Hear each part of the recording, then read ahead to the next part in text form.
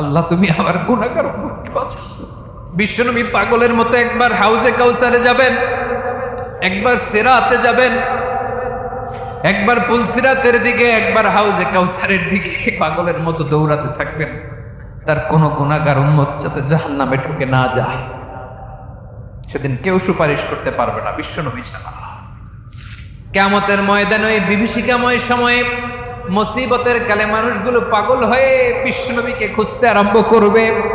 সবাই মিলে বিশ্বনবীর কাছে যেয়ে বলবে, ইয়া রাহমাতাল লিল আলামিন, ইয়া খাতামান নবীন, রাহমাতাল লিল আলামিন। দেখেন আমাদের কি অবস্থা, কি কঠিন বিপদে আমরা আছি, দাঁড়াতে পারি না, সূর্যের আলোতে ঘেমে হয়রান। আজকে কেউ সুপারিশ করতে পারবে না। সব নবীরা অপারগতা স্বীকার করেছে, তারা বলেছে আপনি ছাড়া কেউ নাকি আল্লাহর সামনে দাঁড়াতে পারবেন না, আপনি একটু সুপারিশ করেন। বিশ্বনবী বলবেন, আসো আসো, আজকের দিনে আমি ছাড়া আল্লাহর সামনে কেউ দাঁড়াতে পারবে না।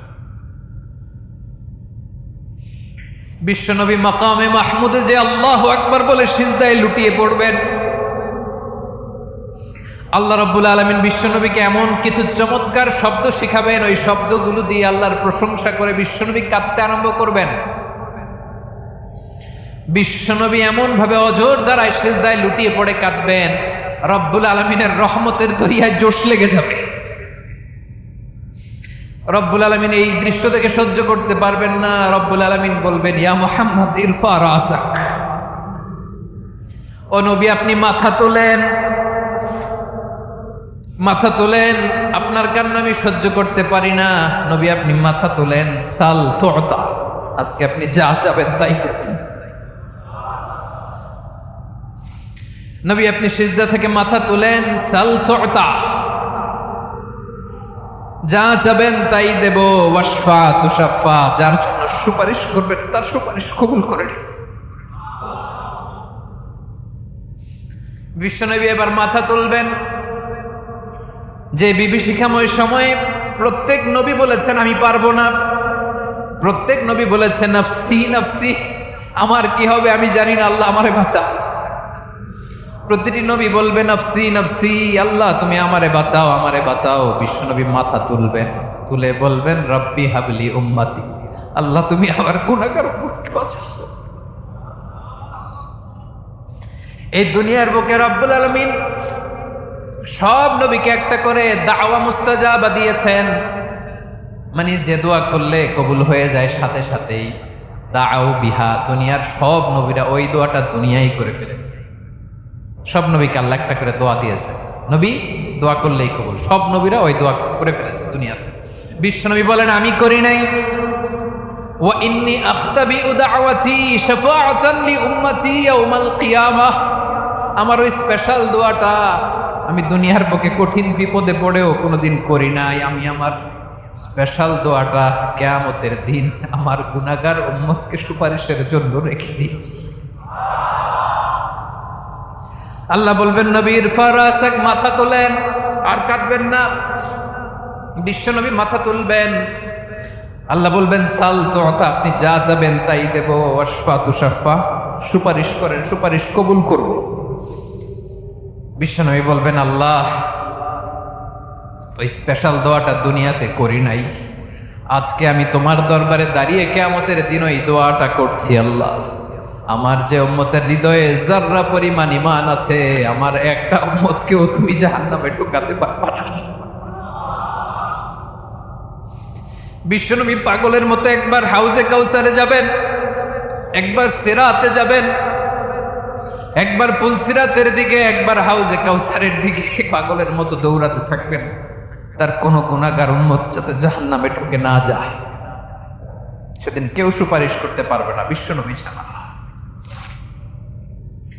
এজন্য 5 নম্বরে আল্লাহ বললেন মান যাল্লাযী ইয়াশফাউ ইনদাহু ইল্লা বিইযনিহি, কার সাহস আছে, কার এত বড় বুকের পাটা কিয়ামতের কঠিন দিন আল্লাহর সামনে দাঁড়িয়ে সুপারিশ করবে?